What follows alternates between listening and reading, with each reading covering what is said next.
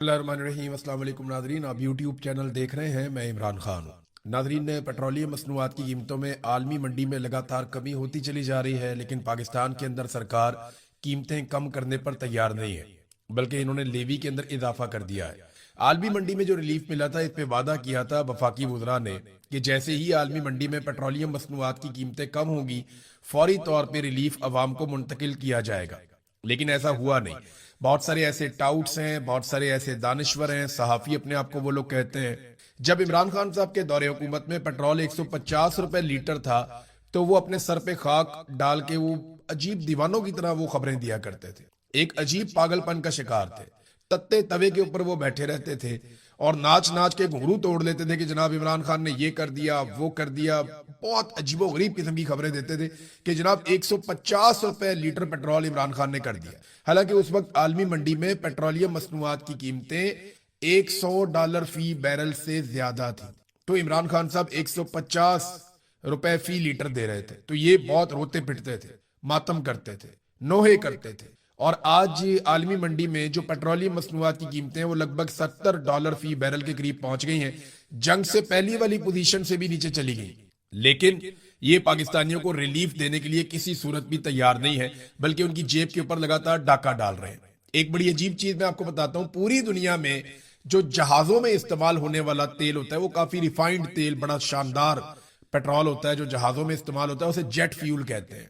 बड़ा आला क्वालिटी का बहुत शानदार तेल होता है, जेट फ्यूल उसे कहते हैं। क्योंकि जहाज के इंजन के साथ आप तजुर्बा नहीं कर सकते ना, वो तो कई हजार फुट की बुलंदी के ऊपर उड़ रहा होता है। लिहाजा जेट फ्यूल पूरी दुनिया में एक महंगा फ्यूल है। आप अमेरिका में चले जाएं तो आपको बहुत महंगा मिलता है, आम फ्यूल आपको सस्ता मिलता है। यूरोप में चले जाएं, आप इंडिया में देख लें, बांग्लादेश में देख लें, दुनिया के किसी भी मुल्क का आप नाम लीजिए तो जेट फ्यूल महंगा होता है, आम आदमी का फ्यूल सस्ता होता है। लेकिन पाकिस्तान एक ऐसा अजीब मुल्क है जहां पे जेट फ्यूल को बार बार सस्ता किया जा रहा है, क्योंकि माफियाज जो हैं वो अब एयरलाइंस के मालिक हैं। पाकिस्तान एयरलाइन, जिसे पीआईए आप कहते हैं, अब पाकिस्तान एयरलाइन नहीं बल्कि अब तो प्राइवेट एयरलाइन है, पी से प्राइवेट अब आप उसे कर ले। तो जो पाकिस्तान एयरलाइन है वो भी फौजी फाउंडेशन को दी गई है, उनके साथ और भी दीगर पार्टनर्स हैं। और जब से इनको ये दी गई है तब से उनके ऊपर अनायतें और नवाजिशें जारी हैं। 15 साल के टैक्स की छूट की भी एक आपको पता है मंजूरी दी जा रही है, उसके ऊपर खबरें भी आ चुकी हैं। और इसके अलावा अब रोजाना की बुनियाद के ऊपर जेट फ्यूल को सस्ता कर दिया जाता है। पाकिस्तान एक ऐसा मुल्क है जहां पे मोटरसाइकिल में डालने वाला जो पेट्रोल है वो 1 लीटर आपको मिलता है 300 रुपए का, जबकि जो जेट फ्यूल है वो आपको मिलता है 231 रुपए का। अगर आपके पास एक तैयारा है, एक जहाज है, तो आपको सस्ता फ्यूल मिलेगा।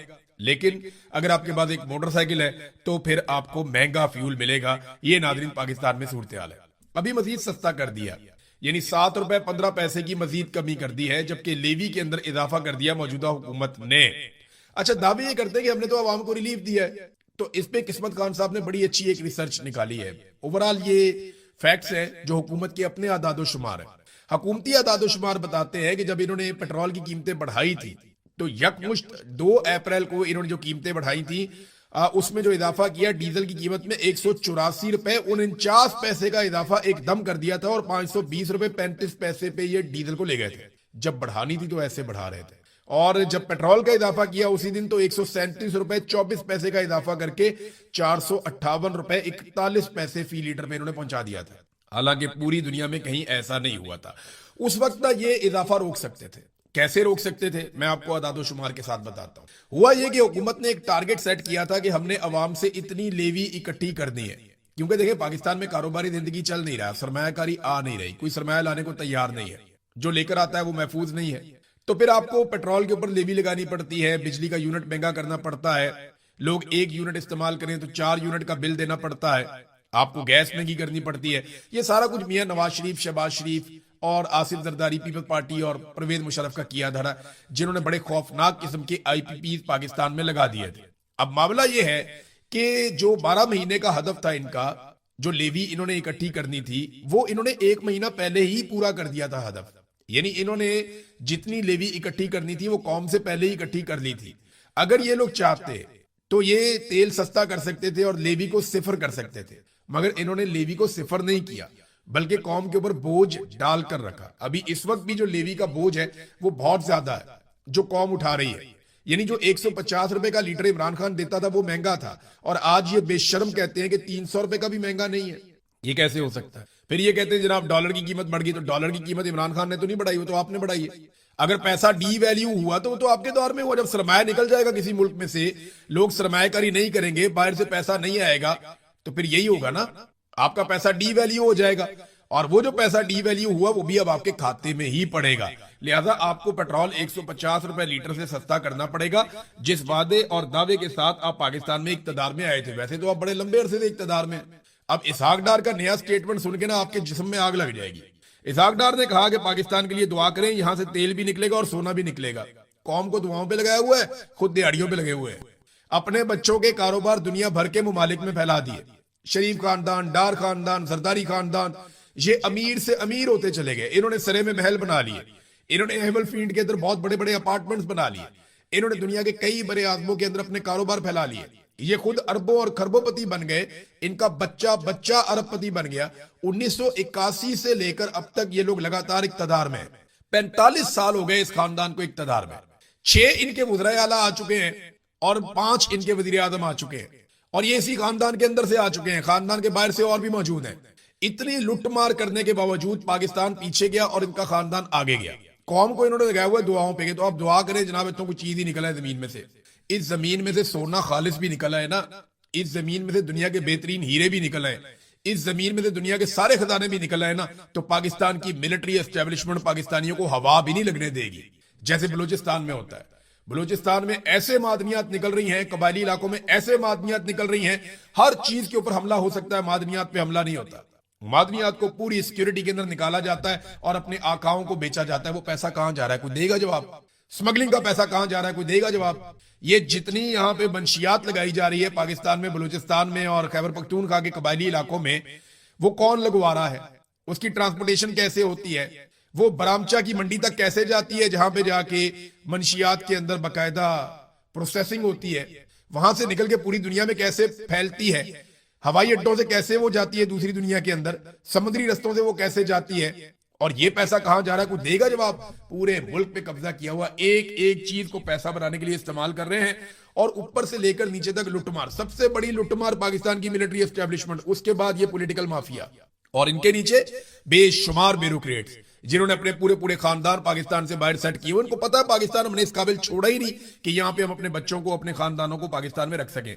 वो एक आदमी जो लड़ता जा रहा है वो जेल के अंदर पड़ा हुआ, उसकी आंख भी खराब कर दी, उसकी सेहत भी खराब कर दी, उसकी बीवी को भी पकड़ के जेल में डाल दिया, रिश्तेदारों को पकड़ के जेल में डाल दिया, सारी पार्टी टूट फूट का शिकार कर दी, बेड़ा गर्क कर दिया। कौम उसके साथ खड़ी है और वो आदमी अकेला जेल काट रहा है और इंतहाई तकलीफ के अंदर है, लेकिन वो हार नहीं मान। अब इमरान खान की बहन अलीमा खानम ने अदालत से रुजू किया और एक एप्लीकेशन दायर की है इस्लामाबाद हाई कोर्ट में, और उसमें इस्लामाबाद हाई कोर्ट में उन्होंने एक पटिशन डाल दी अपने वकील के जरिए से, और मौके पर इख्तियार किया कि 8 अप्रैल की जो वकील की मीटिंग हुई थी उसमें हमें ये पता चला कि इमरान खान को 22 घंटे और बुशरा बीबी को 24 घंटे तक कैद तन्हाई में रखा जाता है। हालांकि किसी भी अदालत ने इस किस्म का कोई फैसला नहीं दिया, कोई सजा इमरान खान को कैद तन्हाई की नहीं दी गई, और इसमें जनाब फरीक बनाया गया सुपरिटेंडेंट जेल को, आईजी जेल खाना जात को, चेयरमैन नैब को, डीजी एफआईए को और पिम्स के एमएस को। वैसे इसमें जो है ना फरीक बनाना चाहिए फील्ड मार्शल आसिम मुनीर को, लेकिन कानूनी नुक्ता नजर से पॉसिबल नहीं है, क्योंकि ये लोग अपना काम करवा लेते हैं, खुद कभी सामने नहीं आते। ये पीछे रहते हैं, अपना काम करवाते हैं मजे से, और खुद कभी भी सामने नहीं आते। हुकूमतें गिराएं बनाएं कुछ भी करें, इनके ऊपर एलिगेशन नहीं लग सकता। ये अपने आप को पर्दे के पीछे रखते हैं और वहां से डोरियां हिलाते रहते हैं। इनके पास बहुत सारे टाउट्स होते हैं, बहुत सारे इनके गुलाम होते हैं जो इनके लिए काम करते रहते हैं। इमरान खान को कैद तन्हाई में रखने का जिक्र किसी फैसले में मौजूद नहीं है। मेरे भाई को कैद तन्हाई में रखकर एक गैर इंसानी रवैया रखा जा रहा है। इमरान खान ने वकील के साथ मीटिंग में बताया कि उनकी आंख 85% मुतासिर हुई है। कैद तन्हाई में रखना एक सख्त तरीन सजा है और इमरान खान की सजा में कैद तन्हाई नहीं है। फिर उन्होंने ये इस्लामाबाद हाई कोर्ट में दरखास्त दायर की है। उम्मीद करते हैं कि शायद किसी दिन ये केस लग जाए और शायद किसी दिन इंसाफ मिल जाए, अदरवाइज पाकिस्तान में इंसाफ तो नापैद है। सरमायाकारी की नादरीन में बात कर रहा था, ये देखिए, ये एक नौजवान है, ये सरमायाकारी करने के लिए पाकिस्तान आया था। नाम है हाशिम नूर जई। ये दुबई से सरमाया लेकर आए पाकिस्तान में, और इन्होंने मुख्तलिफ जो रिपोर्ट्स हैं उनके मुताबिक कोयटा में एक रेस्टोरेंट बनाया कि जनाब मैं यहाँ पे काम करूंगा। दुबई से पैसा लेकर आया, कोयटा के अंदर रेस्टोरेंट बनाया कि मैं अपने मुल्क के अंदर पैसा लेकर आऊंगा। इसहाक डार ने कहा था ना कि हुब्बुल वतनी का सबूत दें, اور پیسہ پاکستان میں لے کر جائیں. حالانکہ اسحاق ڈار کے بچے کبھی بھی یہ ثبوت نہیں دیں گے, نواز شریف کے بچے کبھی یہ ثبوت نہیں دیں گے حب الوطنی کا, وہ پیسہ پاکستان میں نہیں لے کر آئیں گے. لیکن یہ جو ہاشم نورزئی صاحب ہیں یہ پیسہ لے کر آئے پاکستان میں. انہوں نے کوئٹہ میں ہوٹل بنایا, شرپسندوں نے انہیں قتل کر دیا. یعنی انہیں تحفظ تک فراہم نہیں کیا جا رہا. کوئٹہ کے اندر کوئی شخص محفوظ نہیں ہے, پورے بلوچستان میں کوئی شخص محفوظ نہیں ہے, میں تو کہتا ہوں پورے پاکستان میں کوئی محفوظ نہیں ہے. یعنی جو دہشت گردوں سے بچ جاتا ہے, چوروں سے, لٹیروں سے بچ جاتا ہے, وہ سرکار کے قابو آ جاتا ہے. بینک کے اندر سے آپ کے اچانک پیسے غائب ہو جاتے ہیں, پتہ ہی نہیں چلتا پیسے کہاں گئے. وہ جناب اختیار دے دیا FBR کو, جب چاہے آپ کے بینک کو خالی کر دے, آپ کچھ کر ہی نہیں سکتے. اس کے بعد وہ آپ کے پیسے لے کر استعمال کریں گے, آپ کیس کرتے رہیں, وکیلوں کے دفتروں کے اور عدالتوں کے چکر لگاتے رہے, آپ کو آپ کا پیسہ واپس نہیں ملے گا. جو دل کرتا ہے وہ کرتے ہیں. اب یہ ہاشم نورزئی صاحب شہید ہو گئے کوئٹہ میں, اور مجھے بتایا نا ان کے قتل کا جواب کون دے گا. یہ لے کر آیا تھا نا تھوڑی سی سرمایہ کاری, تو کون لائے گا پاکستان میں پیسے, کون کرے گا پاکستان میں سرمایہ کاری. یہ دیکھیں نا آپ نے حالات کیا کر دیے, پولیٹیکلی اتنا وکٹمائز کیا آپ نے لوگوں کو کہ الطاف حسین صاحب ہیں, یہ آپ ان کی تصویر دیکھیں, ان کا تعلق تحریک انصاف سے. انہیں 9 مئی کے جعلی مقدمے میں گرفتار کر لیا گیا, 9 مئی کے بعد 2023 میں. یہ لمبا عرصہ جیل کے اندر رہے. آج سے 6 ماہ پہلے ان کو باعزت بری کروایا گیا. یعنی 2 سال جیل کاٹنے کے بعد پتا چلتا ہے نظام کو کہ یہ آدمی بے گناہ تھا, اس کو باعزت بری کیا گیا. لیکن قید کے دوران یہ شدید بیمار ہو گیا. جب بے گناہ آدمی کو جیل میں آپ ڈالیں گے وہ بیمار ہی ہوگا, شدید بیمار ہو گیا. اس کو علاج معالجے کی سہولیات نہیں دی گئی. بلاخر یہ جب باعزت طور پہ بری ہوا تو اس کے بعد سے دوائیوں پہ زندہ تھا, اور اب یہ بھی شہید ہو گیا, اس کا بھی انتقال ہو گیا. یہ جو رجیم چینج آپریشن ہوا نا پاکستان میں, اس نے ایک ایسی خون سے سرخ لکیر کھینچی ہے جو پاکستانیوں کے دل میں ہمیشہ چبھتی رہے گی. اور یہ پاکستان کی ملٹری اسٹیبلشمنٹ کا ایک کارنامہ ہے. حالات یہاں تک پہنچ گئے ہیں کہ اب پولیس دھمکیاں لگا رہی ہے طالبان کی. یہ ایک جرنلسٹ ہیں عباس صاحب, عباس احمد, یہ بتاتے ہیں کہ میں نے اسلام آباد پولیس کے خلاف ایک خبر لگا دی. خبر بریک ہونے کے بعد اسلام آباد پولیس کے ایک اعلیٰ افسر نے مجھے پیغام بھیجا جس میں انہوں نے کہا کہ ان کے طالبان کے ساتھ تعلقات ہیں اور وہ مجھے اسلام آباد سے ٹکڑے ٹکڑے کروا دیں گے, حتیٰ کہ میرے بچوں کے بھی ٹکڑے کروا دیں گے. اندازہ کرے اسلام آباد پولیس کا ایک سینئر آفیسر ایک صحافی کو دھمکی لگا رہا ہے, اور وہ یہ کہہ رہا ہے کہ میں تمہارے ٹکڑے ٹکڑے کروا دوں گا کیونکہ میرے طالبان کے ساتھ تعلقات ہیں, میں تمہیں مروا دوں گا, تمہارے بچوں کو مروا دوں گا اگر تم میرے خلاف خبریں دو گے تو. یہ ہے ناظرین صورتحال. مجھے یاد آ گیا ایک ڈی آئی جی تھے, وہ بات نہیں مانتے تھے سیکٹر کمانڈر کی نا, تو ان کے ساتھ جب میٹنگ کی سیکٹر کمانڈر نے تو انہیں دھمکیاں لگانا شروع کی ڈی آئی جی پولیس کو. اسے کہا کہ میں تیرے ساتھ یہ کر دوں گا. میں جانتا ہوں وہ ڈی آئی جی پولیس کو بھی, وہ سیکٹر کمانڈر کو بھی جانتا ہوں. اس وقت میں نام نہیں لے رہا اس لیے کہ ان کے لیے مصیبت بن جائے گی, لیکن سیکٹر کمانڈر کو کم سے کم پتا چل جائے گا. اس نے بڑی دھمکیاں لگائی, میں نوکری چھین لوں گا, میں یہ کر دوں گا, میں ترقی نہیں ہونے دوں گا, میں فلانا کر دوں گا, میں فلانا کیس بنوا دوں گا. تو الٹیمیٹلی جو اس نے دھمکی لگائی نا, جس پہ وہ ڈی آئی جی صاحب بھی حیران رہ گئے. مجھے جس بندے نے بتایا کہ وہ دھمکی پتہ کیا تھی, وہ دھمکی یہ تھی کہ میں تمہارے اوپر بلاسفیمی کا مقدمہ کروا دوں گا, توہین مذہب لگوا دوں گا تمہارے اوپر. اندازہ کریں یہ اس لیول تک گر جاتا ہے اور اس لیول تک معاملے کو لے جاتا ہے. گرنے پہ ہے ناظرین تو یہ کسی بھی لیول تک گر سکتے ہیں. مثال کے طور پہ پنجاب حکومت ایک نیا قانون لے کر آ رہی ہے, آپ سر پکڑ کے بیٹھ جائیں گے, پوری دنیا میں آپ کسی کو سنائیں گے, لوگ ان کو جتیاں ماریں گے, لتر ماریں گے لوگ ان کو کہ بے شرمو, یہ کس قسم کا قانون تم لے کر آ رہے ہو, کوئی انسانیت ہے تمہارے اندر یا نہیں ہے. یعنی اس سے پہلے جو قوانین لے کر آئے پیکا اور پتہ نہیں کیا کیا انہوں نے اس کے اندر ترمیم کر دی, ایک تو وہی پہلے قابو نہیں آ رہا تھا, اب ذرا یہ قانون آپ چیک کریں. پنجاب حکومت اس قانون کے ذریعے سے آپ کو مکمل طور پہ ختم کر سکتی ہے جب وہ اس کو نافذ کر دے گی. یہ جو انگریز یہاں پہ رہتا تھا نا, یعنی اس آرٹیکل کے اندر اس کو حوالہ دیا گیا کہ جب انگریز یہاں پہ برے صغیر پہ حکمران تھا تو اس نے بھی اتنا گند نہیں مارا تھا جتنا ان کالے انگریزوں نے گند مار دیا جو پنجاب کے اندر بیٹھے ہوئے ہیں. اس نئے قانون کے مطابق یہ کریں گے کیا, اس کا نام ہے جی Punjab control of habitual offenders and anti social behaviour bill 2026. یہ وہاں پہ منظور کر لیا گیا ہے, کمیٹی کی سطح کے اوپر منظور ہو گیا ہے, اور اب اسے جناب باقاعدہ ایک قانون بنایا جائے گا. تو یہ بل کہتا کیا ہے, ایک انٹیلیجنس کمیٹی بنائی جائے گی, اور یہ کمیٹی جیسے ہی کہے گی کہ جناب اب یہ کر دیں آپ, تو کسی بھی شخص کے بینک اکاؤنٹ بند کیے جا سکتے ہیں, اس کی جائیداد ضبط کی جا سکتی ہے, اس کی آن لائن موجودگی کو ختم کیا جا سکتا ہے, اس کا فون ضبط کیا جا سکتا ہے, اسے الیکٹرانک نگرانی کے ایک پورے عمل کے اندر رکھا جا سکتا ہے. اندازہ کریں آپ کہ اگر حکومت کو آپ کی کوئی بات پسند نہیں آئی, یا حکومت کو آپ کی شکل پسند نہیں آئی, یا مریم نواز کے آپ نے نعرے نہیں لگائے, یا آپ نے ایک باری پھر شیر اگر آپ نے یہ نہیں کہا, تو پنجاب کی سرکار آپ کے ساتھ کیا کرے گی آپ سوچ بھی نہیں سکتے. آپ کا موبائل بھی بند، آپ کی جائیداد بھی بند، آپ کی اکاؤنٹ بھی بند، ہر چیز کے اوپر قبضہ آپ کو نگرانی کے اندر رکھ لیں گے. اور یہ صرف ایک کمیٹی کی سفارش کے اوپر. مریم نواز کے بندے ہوں گے کمیٹی کے اندر، یہ جو انٹیلیجنس کمیٹی بنائی جائے گی، تو انٹیلیجنس کمیٹی جس کی طرف انگلی اٹھا دے گی نا کہ یہ بندہ بیڑا غرق کر دو، اس بندے کا بیڑا غرق ہو گیا. مثال کے طور پہ کوئی ایک شخص آپ لے لیں، اس کی کوئی ایک چیز مریم نواز کو یا اس کے کسی وزیر کو یا کسی خاتون کو یا مرد کو پسند نہیں آتی، تو وہ فوری طور پہ اس کمیٹی کو بتائیں گے ذرا اس کو دیکھنا. وہ کمیٹی کہے گی ٹھوک دو. تو پھر کیا ہوگا؟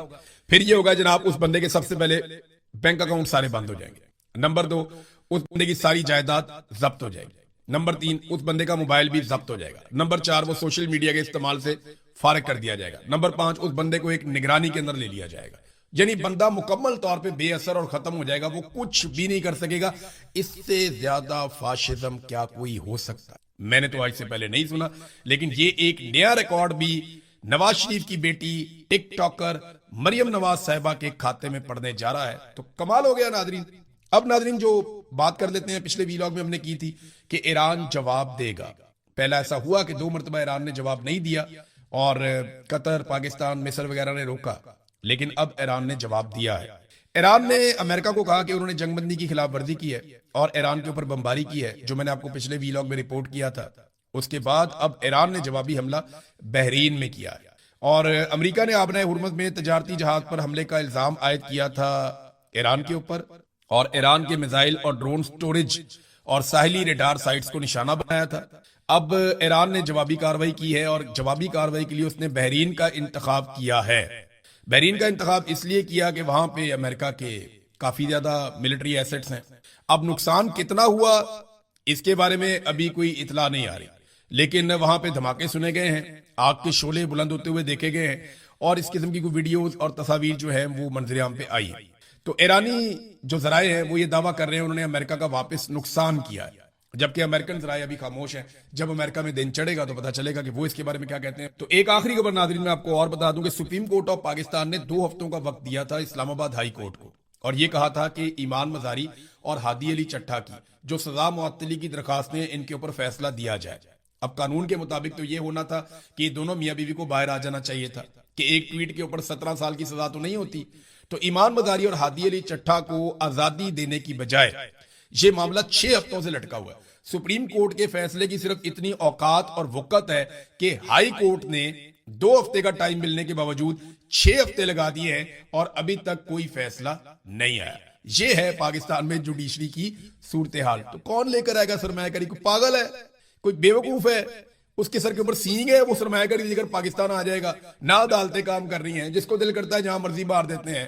اوورسیز کے بچے پاکستان میں مارے جا رہے ہیں، جس کو دل کرتا ہے اٹھا کر لے جاتے ہیں، جس کو دل کرتا ہے جبری طور پہ لاپتہ کر دیتے ہیں، جس کو دل کرتا ہے جو ہے اس کا کاروبار چھین لیتے ہیں.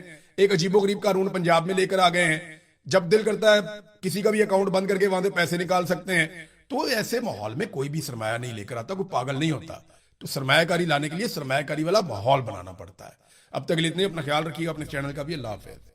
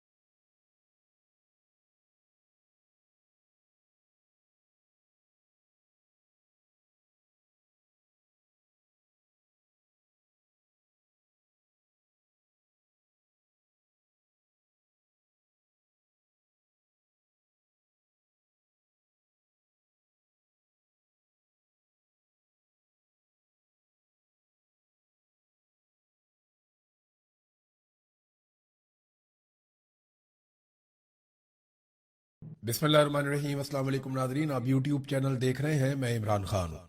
नादरीन, पेट्रोलियम मसनूआत की कीमतों में आलमी मंडी में लगातार कमी होती चली जा रही है, लेकिन पाकिस्तान के अंदर सरकार